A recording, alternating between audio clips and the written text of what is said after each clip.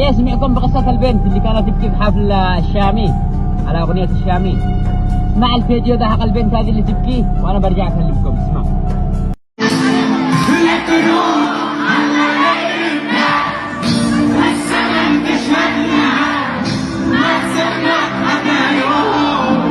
هيا قلدكم الله.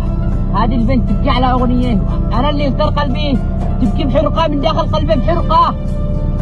أنا لما أسمع أغاني الشامي وأنا عندي إحساس وعندي كل شيء أزيد أضحك ما أبكيش. تبكي بحرقة. مش عارفين إن أنا لما كنت بعمرها كنت أصلي بالسقف عشان ربي يشوفني. مش عارفة هذه البنت لما كنت بعمرها إنها كان همي بالحياة كله بونبون وبرس بالسيان، ما كنت أعرف حاجة اسمها أغاني. لما كنت بعمر البنت هذه كنت لما أروح المدرسة أحط كتاب القرآن فوق عشان يعني ما يقتعدش وربي بيشوفنيش وأنا أحط كتاب القرآن تحت وجعت الكتب. ما عاد فيش بنات، ما عاد فيش جيل جديد قسما بالله. لما كنت بعمرها ما كنت أعرف حاجة اسمها أغاني.